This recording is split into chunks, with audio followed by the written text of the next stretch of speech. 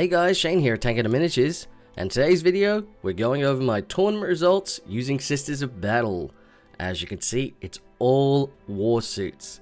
This is the Paragon warsuits, and we've got 2 squads of mortifiers and the 3 penitent engines, plus the penitent one, just a base canoness, just because I had the points, and I love bringing the penitent one when I can.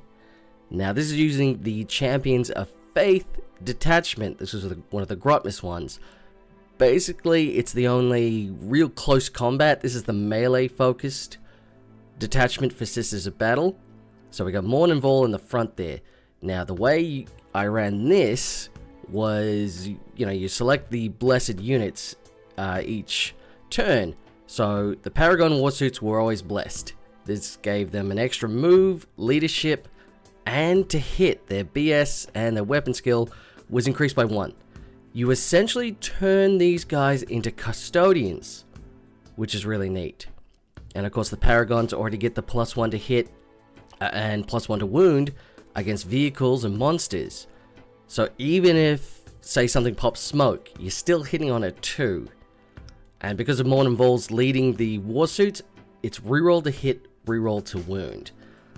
Like, I remember the game me and Josh played where I bought her and he had the Gorka Mork and we just one-shotted it. And we're like, wow, this is one of the best anti-vehicle sort of units in the game.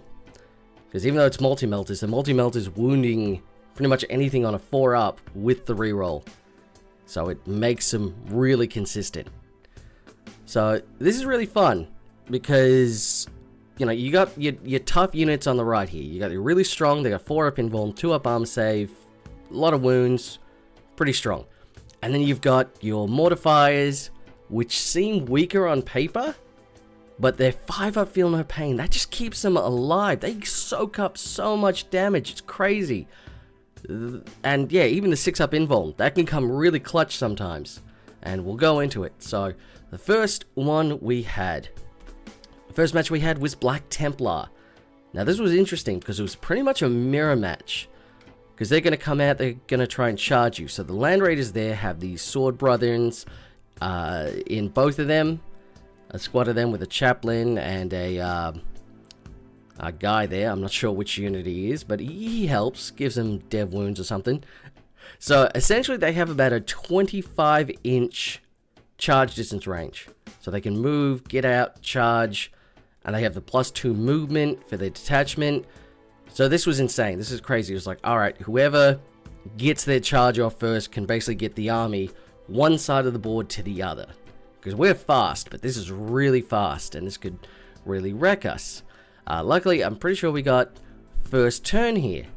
So as you can see, we pushed up a bit. I kept the engines back. So the engines are just hugging the buildings there. I measured that out. They're just outside of, like, the long charge range. So they cannot, once he brings the guys out of the Land Raider, they very unlikely to be charged. So they're safe there for now. I'm just holding them back to counter charge for next turn. The penitent engine went up, did some flames to the lieutenant there with the combi weapon. He's got his lone op, but yeah, just did a movement off the objective there, and the objective up there he's marked, so he's tying me into that one so I can grab it and then he can shoot me pretty well. The penitent engine there, see, he did some flames and we did some heavy bolter shots from the mortifiers, cleared off those scouts up the top there. So the scouts was a good baiting technique. He's got scouts and infiltrators and they're just, yeah, they want me to move out and grab that. So we're just cautious though. We don't want to move too far out. As you can see, the mortifiers behind the penitent engine and the other warsuits just behind the woods, just to protect themselves.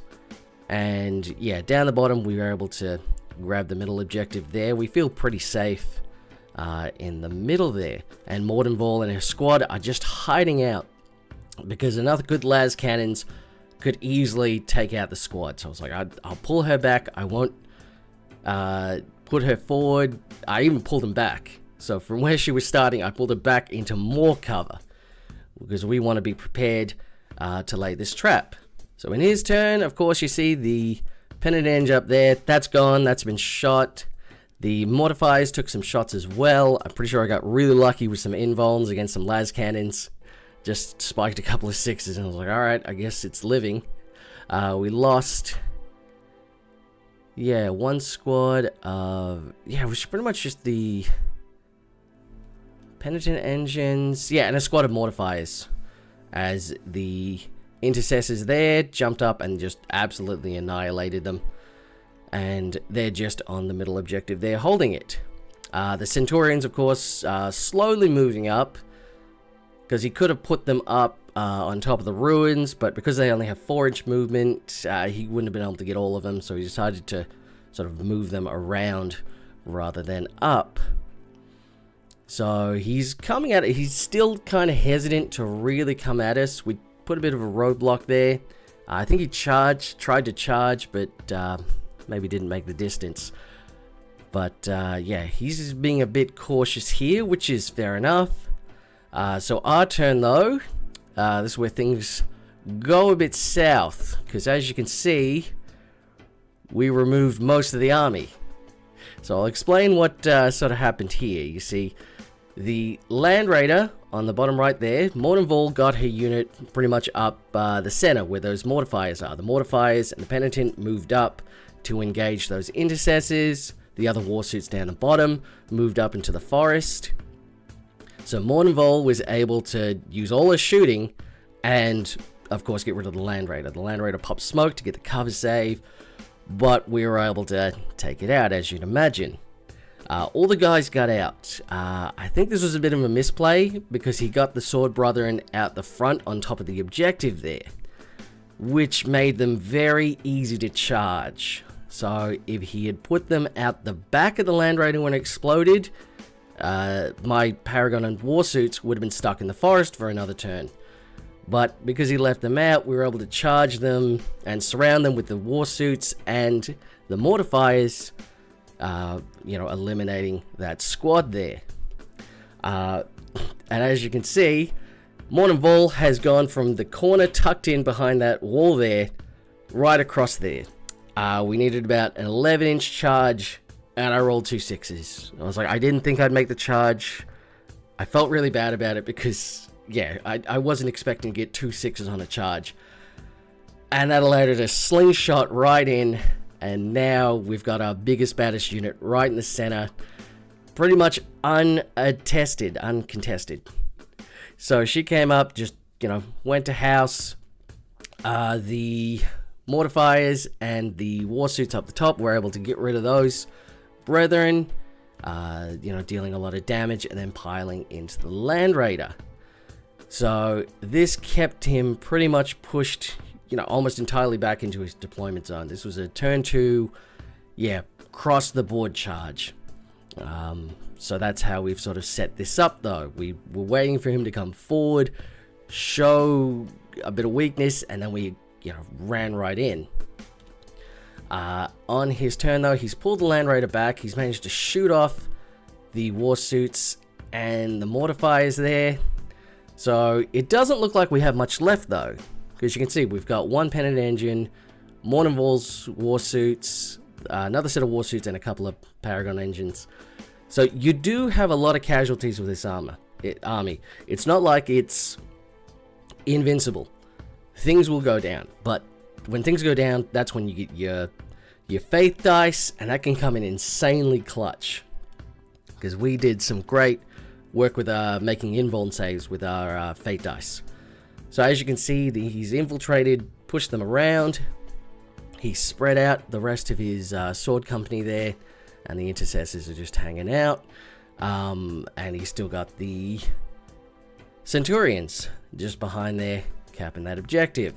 Our turn though, we're able to move up Mordenval's unit. We shoot the Land Raider. Like I said, she can destroy a Land Raider one turn pretty easy. It's not super hard. We're able to use our heavy bolters to take out the rest of the sword company. We ignored the infiltrators, and we are now engaged in combat with the Centurions. I think we called it there. Turn 3, as he didn't have much left. and this was a pretty big points lead for myself. So it just goes to show how these sort of combats can go, because yeah, Black Templar very much, they want to get like very early charge. If they're held back, if they're pushed back and contested, you know, fighting the same way they fight, they can't build enough momentum. And they have some scary units. Like I said, I had to keep Morninval's unit really hidden because it's a lot of las cannons, multi-melters, everything. I had to keep her safe. But her making, yeah, being able to come in then, once the land raid was exposed, allowed her to get rid of that threat, and then do an insane charge across the board. Yeah, getting her, yeah, from where she started, you know, where she's ended, pretty much on the opponent's home objective, pretty much, was a pretty big testament to her ability. Like I said, it's pretty much a mix of Custodes and, I guess, just what you'd normally consider Sisters of Battle walkers. So it's a very fun blend of armies. So yeah, we took some casualties, but that paid off in the end. Next round, as you can see, we're playing Tyranids. This is the Synapse detachment one, where you can do some really nasty sort of leadership stuff, and I'll show you what happens later on with that. For this one, it was Burden of Duty, so we just had to hold, you know, objectives, and we'll get the extra points for holding on to them. He's got a Tyrannofex, you know, the big scary shooter. That's kind of a must-take for all Tyranid armies, really. It's one of the best shooters in the game. He's got the Norn, Emissary, Screamer Killer, like it's all big monsters mostly, plus the Gene Stealers. So, as you can see, he's moved up turn 1. He's managed to get the objective there. The Gene Stealers are all over it, and he's positioned himself pretty well. He did do a shot. He only got 1 wound onto one of the mortifiers, but luckily I had a 6. I rolled a 6 for my faith dice, so I just took that as the invuln save. Like I'm saying, that can come in really clutch, being able to use that. So he's still being pretty cagey, keeping things sort of hidden to an extent, but we are fast. That is one thing about this army. So, fun thing happened here. We managed to move up. We didn't really do any damage with the mortifiers and the penitent engines there. They were mostly there to just sort of goad him in, because we got the warsuits just behind the wall there, ready to strike. The other thing is we've got the mortifiers just getting ready to strike. Morninval's behind the wall there. She's not quite ready to do a thing. We use another couple of engines to go up and secure the objective up top. And we put the warsuits, yeah, so the warsuits, as well as the flamers from the penitents and the mortifiers, managed to shoot off the Gene Stealers and the alpha guy, shoot him out of existence. So that was lucky. We got a good first shooting there, because I think we got overwhelming force, and we got the character, the assassination, like first up. So it's like, all right, good. We got a good lead there. We charged the Paragon engines in to hurt the Norn though, and it was like we got like 6 wounding hits, but he made all invulns. So that was great. And I spent the CP to increase the armor piercing, so it was AP 2 instead of AP 1 on the war maces, and he still made all his invulns. So that was a good waste of 2x. It was 2 CP because the Swarm Lord was there. So I had to pay 2 CP for that, and he still made all the invulns, and you see he's still on 10 wounds. So he ripped apart 2 of the warsuits pretty easily, and I'm like left there with 1, and it's like, that did not go how I planned. Because hopefully, I was really hoping, yeah, I could just take him out with that first charge. But it was not meant to be, unfortunately. So, the next turn for that, as you can see, he's wiped out that. He charged in with the screamers and the, everything. He was able to wipe them out. Luckily, the Swarm Lord was moved down further down, so I was able to interrupt combat, and we actually did do a fair amount of damage just with that one lady alone, fighting the Norn emissary. She managed to, beat him down pretty hard before her inevitable death. And things look pretty rough here, but, we still got Morninval, we've still got our heavy hitters there to do the job. As you can see, the Canoness is there just holding our objective, and when the Spore Mines come to get into this quarter, it's her job to just go clear them out. So she's just hanging out. She's doing a good job. Being an actual custodian, she's just sweeping up what gets thrown, the garbage that gets thrown over the wall. So, very good for her. So yeah, pretty dire circumstances it's looking like. But luckily, Morninval steps in. We managed to get rid of the Norn emissary. I'm pretty sure it was just a bunch of melters. I had to split fire a lot and, get some damage in. We're able to deal some pretty good damage to the warriors with the flying tyrant down there, with the flamers and such. So what did we actually get rid of there? Yeah, the Swarm Lord, that's right. We charged in with Morninval into the Neuronthrope guy there, and then the Swarm Lord heroic'd in, and we were able to charge the Swarm Lord and get him out of combat. But we weren't quite able. The Swarm Lord took a lot. The Swarm Lord took a whole lot of damage to bring down, but we managed to do that. And the melters, of course, we got down the emissary. So we're looking pretty good here. We got that horrible monster thing wounded a bit, and the Screamer Killer there as well. So on the next turn, however, he was able to wipe out a whole squad of the war engines because he used the leadership test. They failed the leadership test after they were shot. And then he was able to use a stratagem. So when you failed, you just take a whole bunch of mortal wounds. And because they had failed their leadership, I couldn't even use the stratagem to prevent the mortal wounds. So that was really painful to lose them to that. That was a horribly powerful stratagem. I was like, oh no, that hurts. But, it happens. And as you can see, we did some fighting back here. Just the two squads here, and we were able to reduce the Screamer Killer and the other guy down to 1 wound apiece. That was so close. Oh, it was insane.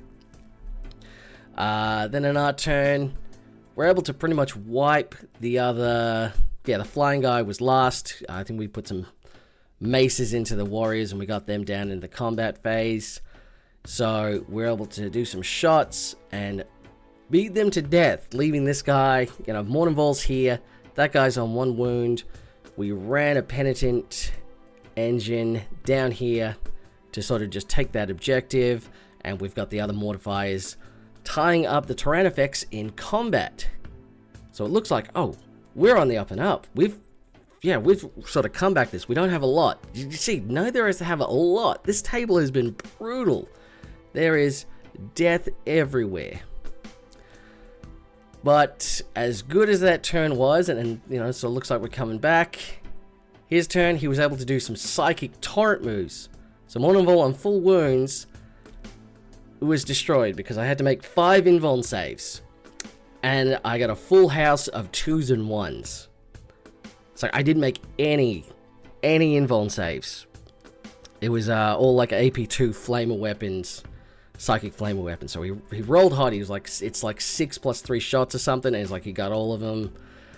So Morninval went down, and that was incredibly sad, especially with this guy. Had 1 wound left. We could have got him. And the Mortifier up the top there, so he's holding on, but this is a very hard fight for that guy to do. So he's getting there, but he's not quite able to do it. Our next turn, we had to pull out the other Mortifier, and he got overwatched to death, so that was a shame. We had to get area denial, so we ran this guy down. He abandoned the objective he was holding because he wanted to hold this one and get the area denial. So we managed to get those points in the end. Was that the last turn? Yeah, that was the last turn. So you can see we've lost almost everything. There's one Penitent Engine. I got the Canoness there. He's got a Tyrannofex that's pretty badly wounded. The Pyrovore and that big brain bug. Yeah, that's right. I was able to run down and I flamed the Neurospect guy.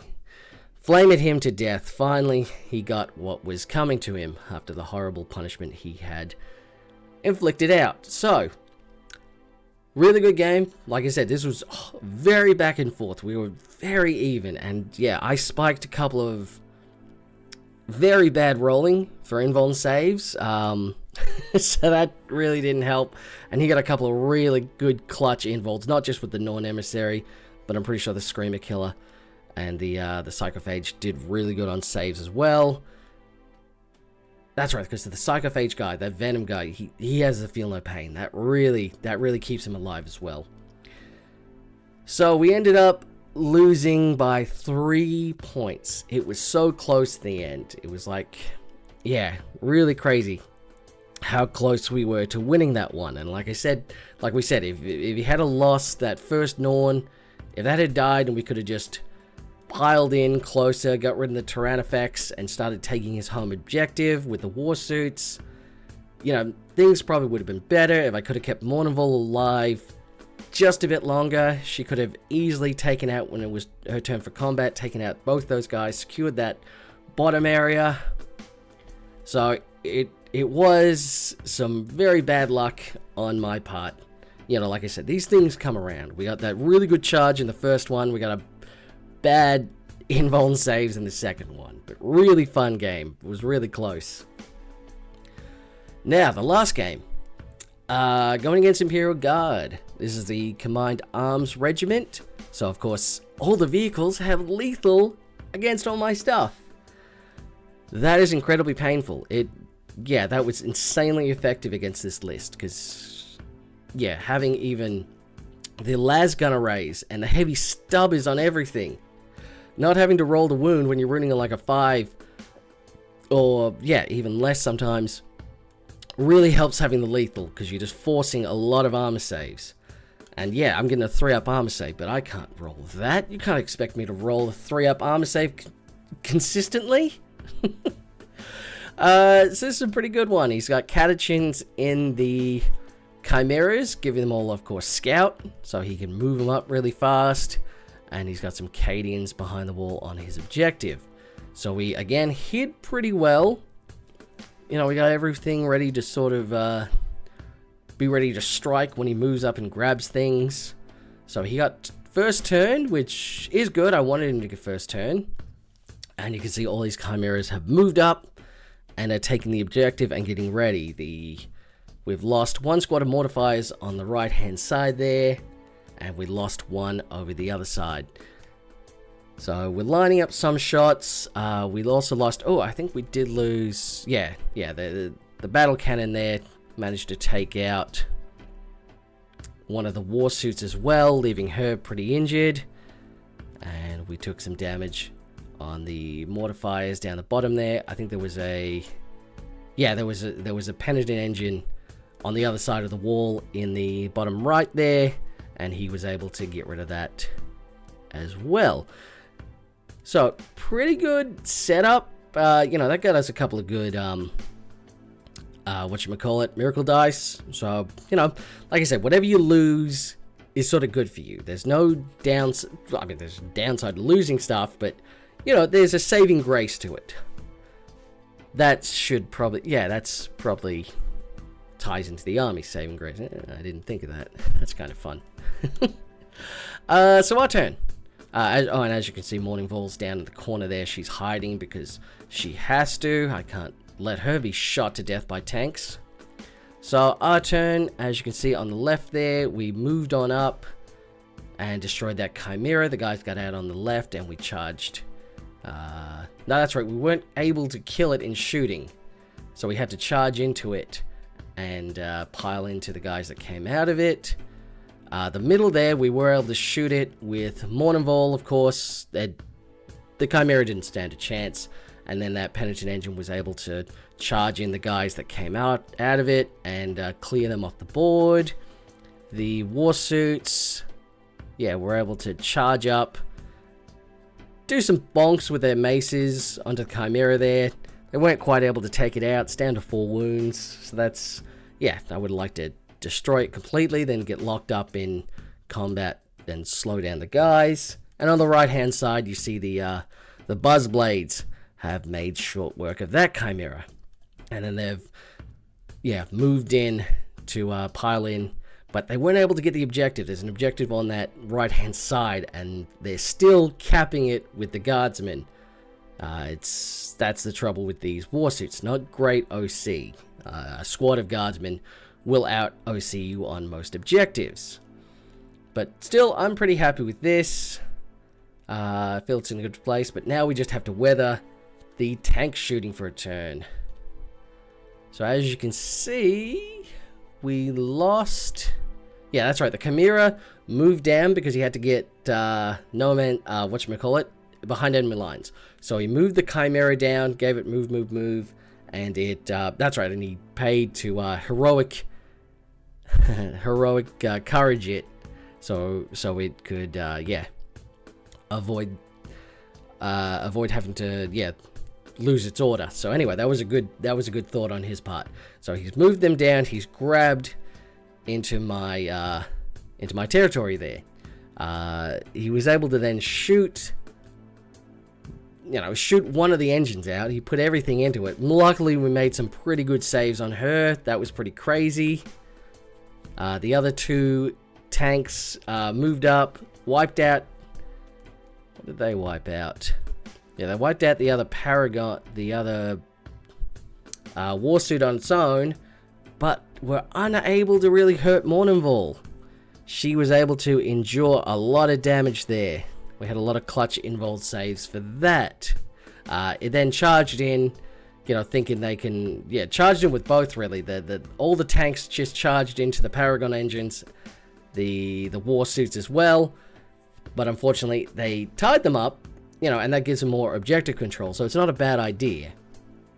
So, yeah, and on the left-hand side there, you can see the infantry has moved in because I'd left a bit of a gap there, which was silly of me. And they're grabbing the objective. So they still have full objective control. And, yeah, scoring a lot of points here. So that's pretty painful. And, yeah, he charged in. I think he tank shocked one of them, but we just made all our invul. That's right, yeah, he tank shocked, but then he rolled like nothing. He like rolled 1 mortal wound, which was really unfortunate. So that was fun. So our turn. Our next turn. This was a fun one, so we'll go left to right what happened. We pulled out the warsuits there because we got the recover assets, so you got to be on each no man's land, enemy zone, your zone, do the action. So I was like, all right, I'll set the warsuits up. They're fine there. The Penitent Engine can flame and then use the flails to get rid of this guard squad, and that'll get us that objective to burn. Morningval squad. So what I did was I took the right in the center there in combat. I pulled out the whatchamacallit, Penitent Engine. So I pull him out, but he gets overwatched and dies. So that was good. I was hoping that wouldn't happen, but it did. I also pulled out the Paragon Engine that was in combat there. No, I didn't do that yet. So yeah, he gets overwatched and dies. So that was cool. Overwatched by the Chimera as well. The Chimera did it and just had enough lethal hits with like its heavy bolters and its lasgun arrays. That's what I'm saying. Just even a lasgun array with lethal can take out, my Paragon Engine, even though it's going to be wounding on 6s. But anyway, 4 up save, 5 I feel no pain. But what can you do? What can you do? So pulls out, gets rid of him. I was like, I wanted him alive, but it's not a big deal. Not really that big a deal. I wanted Morningval. I split fired her. I moved her all the way up the top. I split fired her, hoping I could take out both the Vanquisher and the Tank Commander, but we're only able to take out the Vanquisher. He made some pretty good saves. It was like clutch 3-up saves or whatever, 5-up saves or whatever. So that was fun. So we had to end up charging into them because I was hoping we could eliminate both tanks in shooting with all our melters, and then we could charge into that other Tank Commander and assist that warsuit there. But instead we just charged in and just took that objective. Down the bottom here you see the Canoness has had to come out. She threw a grenade at those guardsmen because she can do that for 0 CP, because Canonesses can do that once per turn. They can just do a thing for no CP. And then she charged in and took out the Chimera there, because of course the Blessed Blade has lethal hits. So that was really cool. She came, she sliced the Chimera and then piled in to the guardsman, who was like, we don't want this. We don't want any part of this. Great sword wielding, penitent, silent, iron masked character. So that was fun. As you can see, we're slowly whittling down the other guys. We're down to 6 wounds for the other Tank Commander. I'm pretty sure that's right. He did a lot of shots into it as well, but we just made all our saves. He was under a lot of stress there. Did we do any damage? No, we didn't do any damage to that tank that turn either on the right hand there. So that's fun. That was really fun. And yeah, he's pulled them out of combat so they can just hold the objective while we're stuck. So that's good. He's got me stuck there while he's using the guardsmen to keep the objective. So that was really smart. His second turn... Yeah, his next turn, he was able to... He pulled out the guys... Did I lose? Yeah, I lost a warsuit. Yeah, the commander there shot into them. Yeah, looks like I did 3 more damage, so I only got 1 more damage in from the warsuit. So I'm just whittling it down so slowly. The guardsman went down to grab my home objective, which was, yeah, that sucked. And yeah, so he's still holding on to the board. He got a lot of board control here, and he's racking up points. Like, it looks like he's on the defense. You can see he's lost a lot, doesn't have much left, but yeah, Landon had a huge point advantage at this point. He was winning by about 30 points at this turn. This is, I think, turn 3 for him. So yeah, we still have a lot of catching up to do. So then on our turn... Everything's gone. But at the same point, so's a lot of my stuff. You see, Mournival lost 2. This was really fun. So what happened was the warsuit that was in combat with the Russ, I moved her out. I spent the CP so she could, whatchamacallit, move and then still charge and such. Yeah, that's right. I spent the CP so she could move out and she could still... assault and shoot. So I spent the CP on that. As soon as she moved, though, I've still got her there on the page there, but she actually died because what happened is he overwatched her, and then so of course the overwatch got her in the end, which was very, very painful. Wait, is that what happened? No, I'm silly. That's not what happened. Sorry, I'm just trying to remember.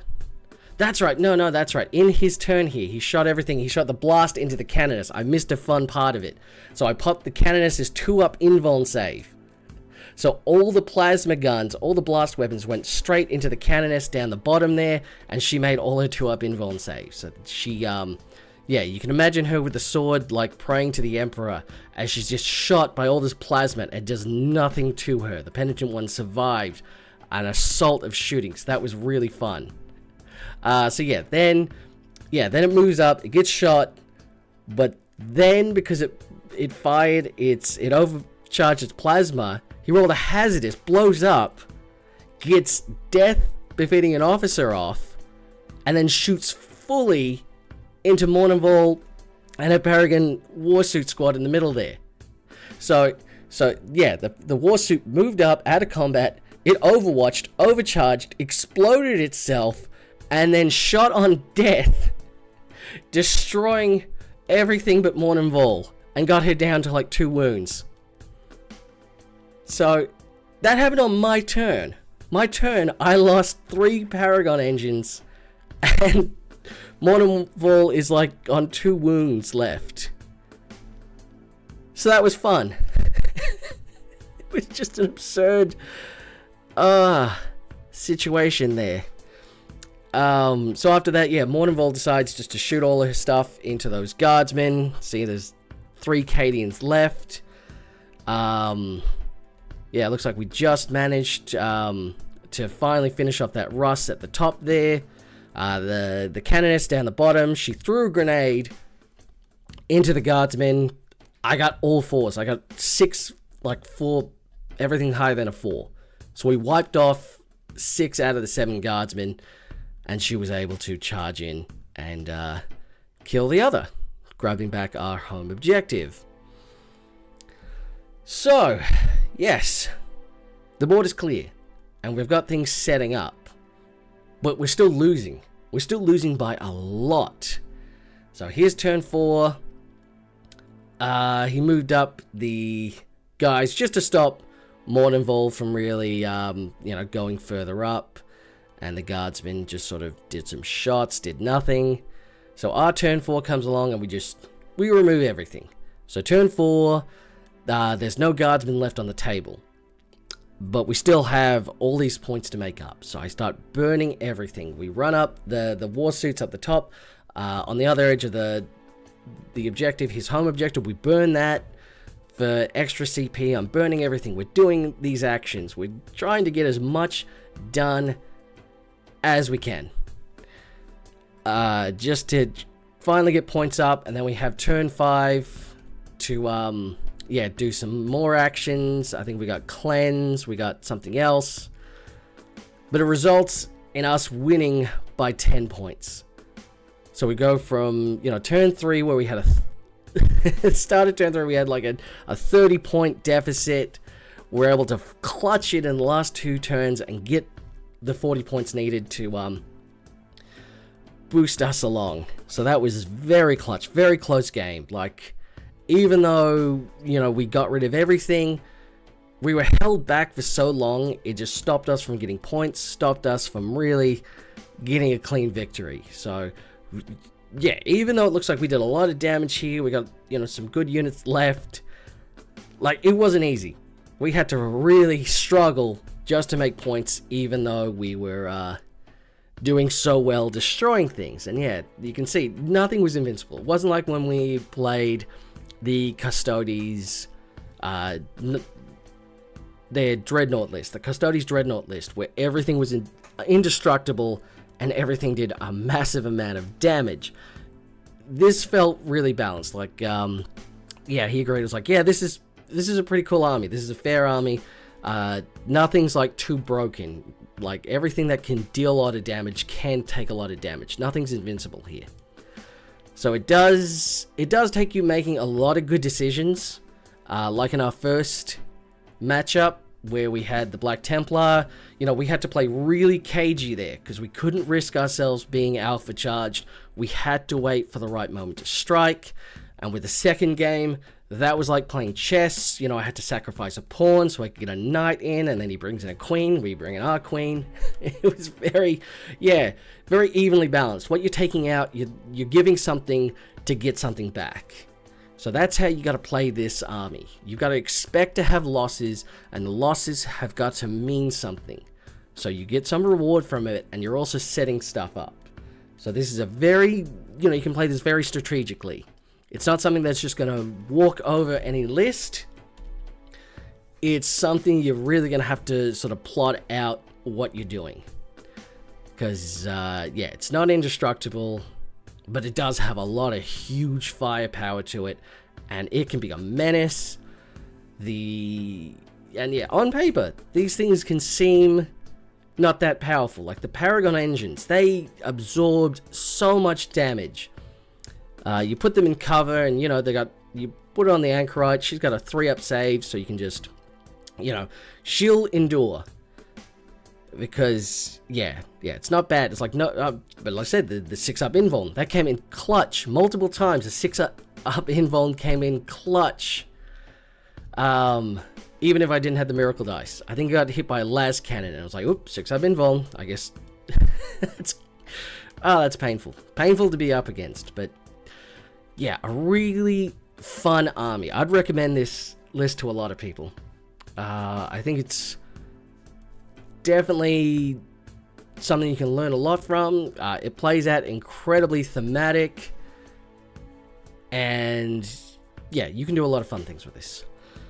But yeah, in the end, we came third because even though we lost the second game, because it was such a slow margin, it was such a small margin, we were able to get enough points still that we came in third place, and I think we had 18 players, so that was pretty good. I didn't think we were actually going to place in the top 3, but we did. So yeah, pretty good result, pretty fun day, a lot of good matches, and I think a good time was had by all. So thanks for watching. If you want to know anything else, just leave a comment. Tell me what you thought, what your plans are. If you plan to bring this list as well, let me know. But until then, I'll speak to you soon. Bye.